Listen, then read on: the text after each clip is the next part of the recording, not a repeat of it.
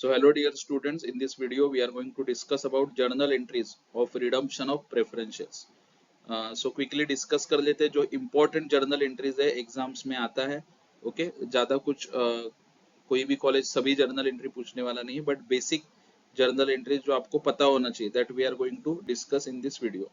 Okay देखो, so step का video आपने देखा होगा, तो स्टेप वाइज ये जर्नल एंट्रीज है. जैसे कि फर्स्ट स्टेप जो था आपका convert partly paid up shares to fully paid up, तो उसका जर्नल एंट्री आप देख सकते हो. Convert partly paid up shares to fully paid up, दो स्टेप में मैंने बताया था आपको. कॉल मेड एंड सेकेंड आएगा कॉल मनी रिसीव्ड. तो कॉल मेड का एंट्री क्या आएगा, preference share final call account debit to preference share capital account. जो भी कॉल किया रहेगा आपने into multiplied by number of shares, तो ये अमाउंट आपको मिल जाएगा.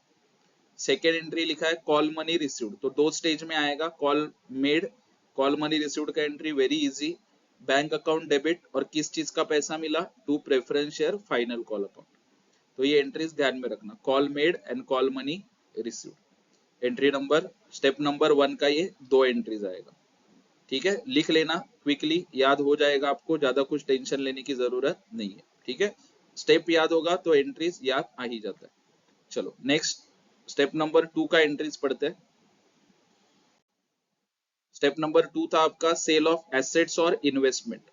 तो एसेट बेचना है, इन्वेस्टमेंट बेचना है, तो तीन तरीके से बेच सकते हो, at no profit no loss, at profit और थर्ड आएगा एट लॉस. सपोज इन्वेस्टमेंट था 1 लाख का, आपने सेल भी 1 लाख में किया, तो नो प्रॉफिट नो लॉस. तो 2 लाइन का एंट्री आता है, सिर्फ यहाँ पे मैंने लिखा नहीं है वो, ओके बट आप समझ सकते हो. और दूसरी बात, इन्वेस्टमेंट बेचेंगे तो पैसा आएगा, और मैंने बोला है बहुत बार कि जब भी पैसा आता है तो बैंक किधर आएगा, डेबिट पे. तो जैसे आप फर्स्ट एट प्रॉफिट देख सकते हो, अगर प्रॉफिट भी नहीं है लॉस नहीं है, तो 2 लाइन का एंट्री आएगा bank account debit to asset और इन्वेस्टमेंट अकाउंट. ओके, लेकिन अगर प्रॉफिट हुआ या फिर लॉस हुआ तो 3 लाइन का एंट्री जो आप देख रहे हो स्क्रीन पे. अगर प्रॉफिट हुआ, नॉर्मली जो आपको एग्जाम में क्वेश्चन आता है उसमें प्रॉफिट ही हुआ होता है. ठीक है, तो क्या एंट्री आएगा, bank account debit to asset और investment account to profit and loss account. Suppose मेरा इन्वेस्टमेंट था 1 लाख का, मैंने सेल किया 1,50,000 में, तो बैंक के आगे आएगा 1,50,000, इन्वेस्टमेंट के आगे आएगा 1 लाख और प्रॉफिट एंड लॉस के आगे आएगा 50,000. दूसरा पॉसिबिलिटी होता है लॉस. सपोज मेरा इन्वेस्टमेंट था 1 लाख का, मैंने सेल किया 80,000 में, तो बैंक के आगे आएगा 80,000. प्रॉफिट एंड लॉस देखो, अगर प्रॉफिट हो रहा है तो क्रेडिट में, अगर लॉस है तो कहाँ पे लिखा है, डेबिट में. तो लॉस हुआ तो प्रॉफिट एंड लॉस के आगे लिखो 20,000 एंड टू इन्वेस्टमेंट अकाउंट या फिर टू एसेट अकाउंट लिखोगे 1 लाख. इतना सिंपल है. ध्यान में कैसे रखोगे, पैसा आया बैंक डेबिट में दोनों जगह पे, इन्वेस्टमेंट गया तो क्रेडिट में, अगर प्रॉफिट हुआ तो प्रॉफिट एंड लॉस क्रेडिट में आएगा, और अगर लॉस हुआ तो प्रॉफिट एंड लॉस डेबिट में आएगा. दैट्स इट, बट प्रॉफिट वाला ज्यादा ध्यान में रखो.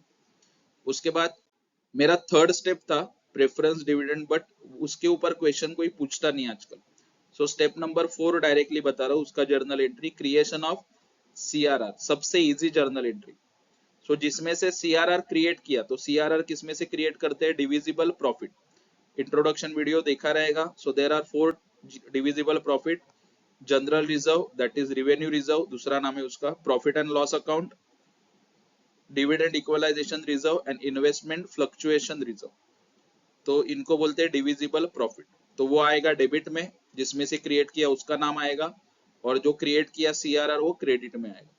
फॉर एग्जांपल अपने जनरल रिजर्व में से सीआरआर क्रिएट किया, तो एंट्री आएगा general reserve account debit to CRR account. Profit and loss से किया तो आएगा profit and loss account debit to CRR account. Very easy. ठीक है, सो कैसे ध्यान में रखने का, जिसमें से सीआरआर क्रिएट किया वो डेबिट में आएगा और सीआरआर खुद क्रेडिट में आएगा. रट्टा मारने की जरूरत नहीं है, कंसेप्ट वाइज समझो. और ये एंट्री 100% आपके क्वेश्चन में आता ही है, being okay creation of CRR. अगला, अगर सीआरआर से काम नहीं बनता है तो फ्रेश इशू करने के लिए भी बोलते हैं. Fresh issue of shares, normally equity share से इशू करते हैं. 3 तरीके से इशू कर सकते हो, at par, at premium, at discount. Par का मतलब क्या, शेयर था 10 रुपए का, 10 रुपए में इशू किया तो 2 लाइन का एंट्री आएगा. प्रीमियम का मतलब है 10 रुपए का शेयर 12 में इशू किया तो 3 लाइन का एंट्री आएगा, डिस्काउंट में भी इशू किया तो 3 लाइन का ही एंट्री आएगा। बट नॉर्मली एग्जाम में जो क्वेश्चन देते हैं वो आता है शेयर्स इशूड एट आइदर पार या फिर प्रीमियम, डिस्काउंट आएगा नहीं। ओके, पार या फिर प्रीमियम ही आता है, फिर भी पढ़ के जाना, नो प्रॉब्लम। अगर पार हुआ तो क्या लिखोगे, बैंक अकाउंट डेबिट टू, अगर इक्विटी शेयर इशू किया तो यहाँ पे आएगा to equity share capital account, 10-10 रुपया लिखोगे अमाउंट।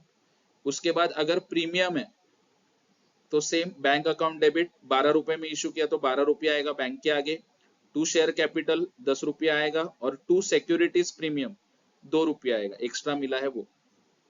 अगर डिस्काउंट में किया, सपोज 10 का शेयर 8 में इशू किया तो बैंक के आगे आएगा 8 रुपया, डिस्काउंट ऑन इशू आएगा 2 रुपया और शेयर कैपिटल के आगे आएगा 10 रुपया। बट फोकस किसके ऊपर करना है, first to, par and premium. ठीक है, बहुत सिंपल है। देखो पार वाला 2 line bank account debit to equity share capital, premium का भी 2 line bank account debit to equity share capital, खाली सिक्योरिटीज प्रीमियम डाल देने का बीच में, वो आज समझ में आ जाएगा। ठीक है, चलो आगे बढ़ते हैं। रिकॉर्डिंग अमाउंट पेएबल 100% आने वाला एंट्री आएगा ही कुछ भी करके। ठीक है, तो 2 तरीके से आप पेमेंट कर सकते हो प्रेफरेंस शेयर होल्डर्स को, at par and at premium. 10 का शेयर 10 रुपया देने वाले तो एट पार, 10 का शेयर है 12 रुपया देने वाले, 15 रुपया देने वाले तो प्रीमियम। तो पार का एंट्री 2 लाइन का, प्रीमियम का 3 लाइन का, ऐसे ध्यान में रखने का। पार वाला एंट्री देखो, preference share capital account debit to preference share holders account. Okay, premium वाला देखो ये दोनों सेम है, खाली बीच में क्या डाल दिया, premium on redemption of preference shares. Okay, तो प्रीमियम का entry preference share capital account debit, premium on redemption of preference shares account debit. अभी ये अपना लॉस है, हम लोग ज्यादा पैसा दे रहे हैं तो लॉस है, इसके लिए डेबिट में आता है, to preference share holders account. ठीक है, प्रैक्टिस करके जाओ, एंट्री इजी है। पार बोला तो 2 लाइन, प्रीमियम बोला तो 3 लाइन। आगे, अभी ये प्रीमियम था तो लॉस था, मैंने बोला था, वो लॉस को वैसे ही छोड़ दोगे क्या, नहीं, तो उसको सेट ऑफ करना होगा, मतलब एडजस्ट करना होगा। किसके साथ एडजस्ट करोगे, डिविजिबल प्रॉफिट।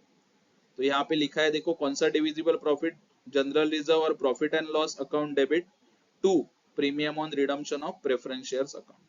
कॉमन सेंस है, वो डेबिट में था, डेबिट का सेटअप करने के लिए कहाँ पे लिखोगे उसको, क्रेडिट में। ओके, बहुत इजी है।